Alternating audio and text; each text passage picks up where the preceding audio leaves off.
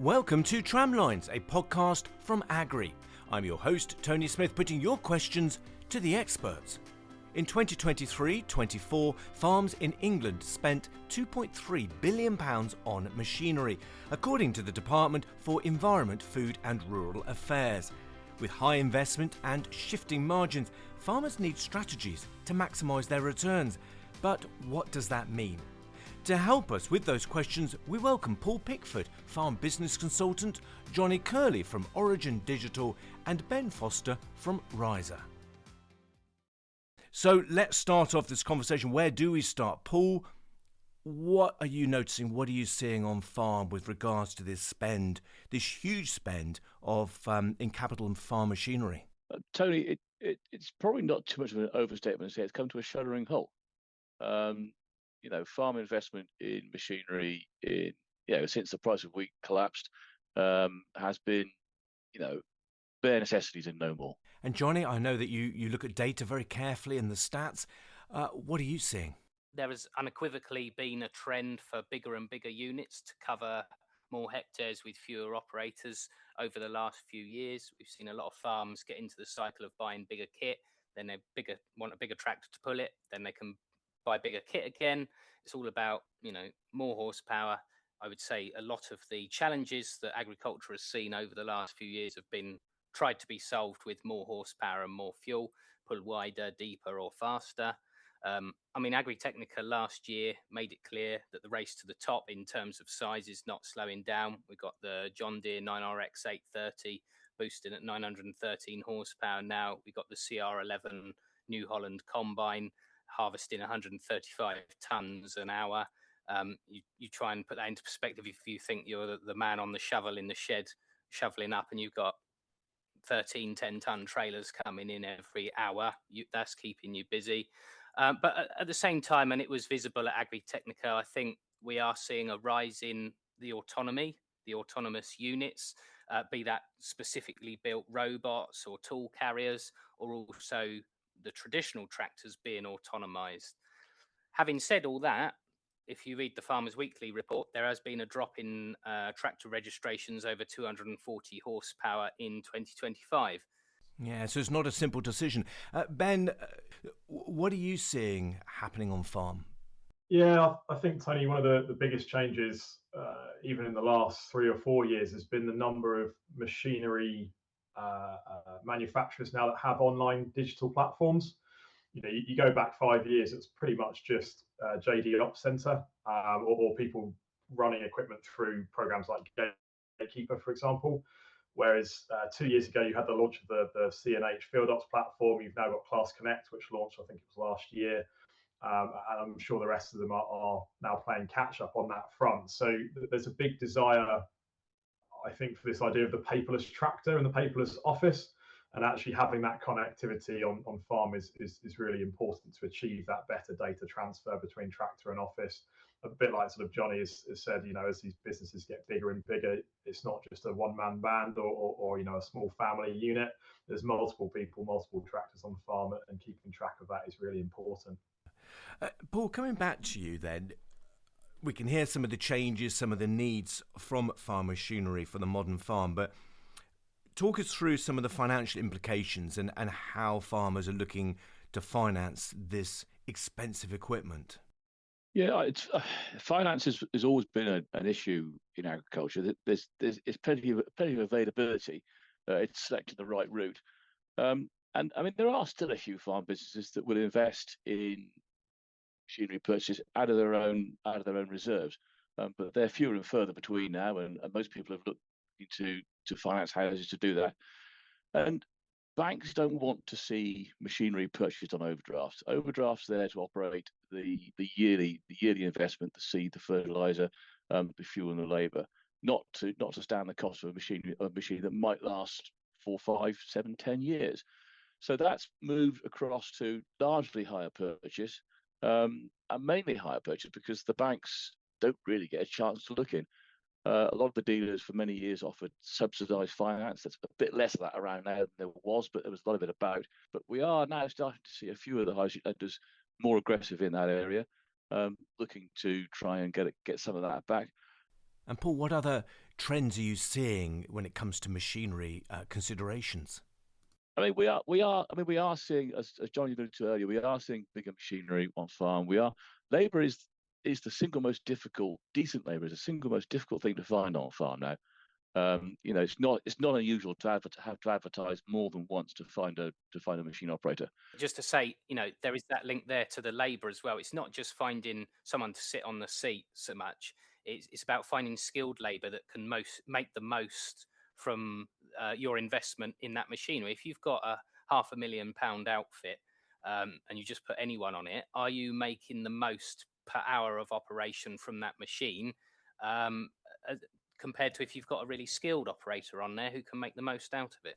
Do you think farms do get the most out of that investment in their machinery? I have to say that we recently got involved in, as Ben was referred to, the platforms that the machinery manufacturers use, and it was fascinating to look at the amount of actual time a sprayer was spraying compared to the number of engine hours it was doing. I think from memory it was something like 20% of the time was actually spent applying pesticide. Whereas 80% of the time was either travelling, filling, or just turning on headlands. It's getting that understanding of what that machine is capable of, and I mean we were doing that to work out whether actually we were charging enough for the operation, and thankfully we were. But those sorts of platforms do help enormously to keep the thing in operation and working efficiently.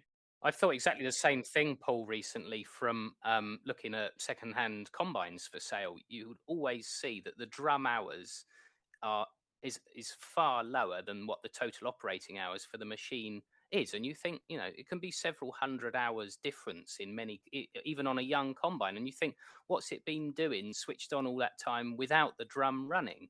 And it just shows how much downtime there is with some of these machines. Yeah, and whilst that machine's running, there's a cost, isn't there?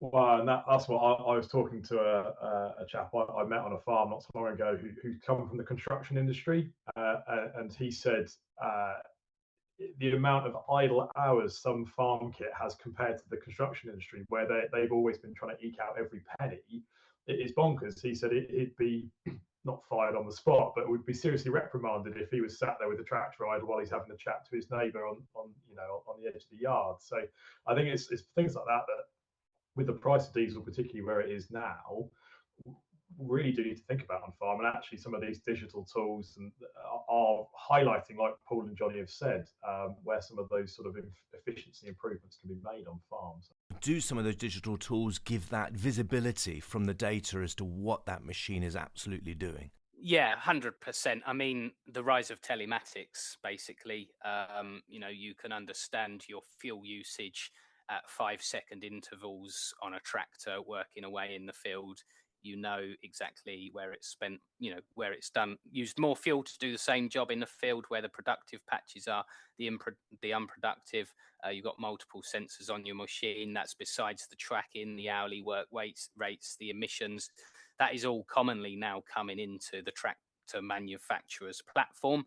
I think the challenge we are seeing is mixed fleets. People don't want multiple different platforms for managing either multiple different tractors or their implements, because a lot of implements now will have their own telematics systems. Väderstad, Krona are two that have whole platforms around managing their machines that go on the back of the tractor. But we're going to have to see a move away from isolated systems and apps to a single connected platform, something like Contour that talks to other systems where necessary to bring data, insights and analytical capabilities into a single place. Yeah, that's absolutely that's absolutely right, Jonny, because the one thing that most farm business managers have a shortage of is time. And the time to look at these platforms and understand how they work. If you've got one or two, you can probably manage it. If you've got half a dozen, you're lost at sea.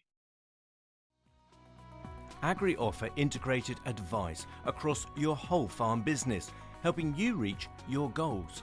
From agronomy to business consultancy, to digital agronomy to contract spraying. Visit agri.co.uk/our-services to find out more. And Ben, how do farmers get the most out of their machinery by connecting it to platforms like, as Jonny said, Contour, to be able to place their fertilisers, which are now exceptionally expensive, in the right place at the right time? Yeah, well, I think it's a key part of that story. You know, if you're spending a lot of money on a new tractor, you want to use every bell and whistle that it's got on it. But it's not just new tractors as well. It's also looking at the second-hand market. There is machinery filtering down into that second-hand market that is variable rate capable, or you potentially can upgrade old kit to be variable rate capable. There's an example of a customer of ours on the in the borders up in Scotland who upgraded an old, I think it was a KRM spreader for £600 to be variable rate capable. That's one bag of TSP at current market prices, give or take. So actually, it's a relatively small cost. Yes, it's still an upfront cost to unlock that kit, but over the course of the lifetime of that kit, it's a good saving. And coming on to nitrogen is obviously a very topical at the moment. Prices are very high. We have these digital technology farms across the country, and one of the key focuses of those is understanding variable nitrogen and where we can make the most out of that. And that might be improving nitrogen use efficiency, of which we can see somewhere between a 5 and in some cases 20% improvement in nitrogen use efficiency from a variable approach. Which means, you know, that expensive product you're putting on, you're getting more of it back, but it's also potentially improving yields. You know, you've got things like variable rate drilling. We sort of mentioned it earlier, where we've got getting good farm operators can be difficult, and actually because they're in high demand, they may not be staying in farms for as long as they used to. Well, that means you haven't got that knowledge base of, oh yeah, this area of the field establishes poorly, so I'll up the rate on the drill manually. Where you've got potentially turnover of staff or new people on the farm more regularly, having digital tools to automatically make those adjustments is really important, because you haven't got that historic knowledge that you would have had in the past. And I guess the other key one is that there is now money available through schemes, not just to unlock some of this kit, some of the capital grants and that, and some of the water companies often have money available to unlock GPS equipment, but also through SFI. So the PRF1, the variable rate piece, is coming back for the next session or next part of SFI, which is worth, over the course of that 3-year scheme, £81 a hectare. Now that will cover the cost of soil sampling, cover the cost of your variable rate plans, and unlocking equipment, or certainly can be used to go towards justifying some of this equipment that farmers are buying on the farm. Thanks, Ben. So, Paul, if we bring all these threads of discussion together, do farmers know exactly what their machinery is delivering for them financially? So yeah, we're starting to. That the best businesses do. Yeah, they know how long they're going to keep an asset for, what it should be worth when they sell it, how many hours it's going to do, how much downtime there'll be, how much repair and maintenance costs, and the fuel use. They know all that, and they can put an accurate value to it. Unfortunately, that is still the minority of businesses that are out there. I think a lot of businesses have the information, but they haven't got it in a form that they can readily access. And farmers historically, they're not great people for being in the office. That's why I'm there most of the time. And it's being able to understand and make best use of that information, which is in many cases holding these people back. The information is all there. It's finding the time, and maybe the inclination sometimes, but mostly the time to drill down into that and extract it. And if you've got one machinery dealer servicing the whole fleet, quite often they'll get an invoice for more than one machine comes. So where it goes through is machinery repairs, and no one really knows whether that was the tractor or the combine or the drill. Jonny, I can see you nodding in agreement to what Paul is saying. What are you thinking? We've talked a lot about costs, but I really believe kit prices have risen to a point that they bear absolutely no resemblance to the cost of the produce they're used to create in most cases. If we just take the most powerful tractor available in 2 different years and make a comparison. So for 2026, that's the John Deere 9RX 830, RRP of £870,000. Okay, so that's taking 10,000 tonnes or 12 to 1,500 hectares of wheat's gross margin to pay for it. We pop back to 1965, largest tractor was the John Deere 5020. At that time, representing a considerable investment of £4,000, but it took 140 tonnes or 57 hectares of wheat gross margins to pay for it. So that's near enough 10,000 tonnes difference in price for the most powerful tractor. And you say, well, yes, that's linked within farming. If we extrapolate that out to something that we could say is unrelated, for example, house prices, I think most people agree they've skyrocketed in the last 40 or 50 years. In 1965, the average house price was £3,300, which means that the most powerful tractor then was 1.2 times the average price of a house. Now, the most powerful tractor is 3.2 times the average house price. And, that's one example. You then look at the biggest combine, the New Holland CR11 I mentioned earlier, RRP £1 million. That's without the header. It's an extra 200 grand just for the header. And you start to think, for harvesting cereals, what is actually paying for that machine? I wouldn't want to be having to do the maths on some of these calculations myself. Fascinating discussion. Very, very, really is insightful. But we're running out of time. So if you were to talk to farmers right now, to those farmers who are listening right now, what would be your top tips? Thanks, Tony. It's getting that real understanding of what a machine costs to operate, because you're going to be using it for quite a long period of time. You really do have to, it's not exciting. It's fairly dull stuff. It's based in the office, but you've got to sit down and work out what each machine costs and therefore what each operation costs you to do, because when margins are as tight as they are, we have to work out how best to get these crops growing at the least possible cost. And Ben, I know you're really busy at the moment helping farmers get the most out of their kit. What would be your suggestion, your top tip today? Yeah, I think if people are looking at investing in new kit or indeed in new kit to the farms, the sort of second-hand machinery, it's look at the capabilities of that kit. Could it potentially do things like variable rate? Has it got that connectivity that will save a bit of time on farm or help with inspections? But also ensure that you check what grants or money is available for utilising the equipment on that. So, like I mentioned earlier, things like capital grants, some of the catchment areas often have schemes available to encourage farmers to reduce inputs, possibly through things like variable rate application. SFI then is a big one coming up in this autumn. So if you want to make the most of it, just make sure that you look for all of the potential income streams, I suppose, that come from having that tech on the tractor or on whatever kit that is that you're looking to buy on farm. Jonny, what are your thoughts? A pre-purchase decision should or consideration should be what is the connectivity and integration capability of the machine. If you can get something that is future-proofed, it has even some the basic connectivities to platforms and software that you're going to need. As Ben said, that doesn't mean you have to buy new. It can be second-hand or conversion of old machine systems do exist out there.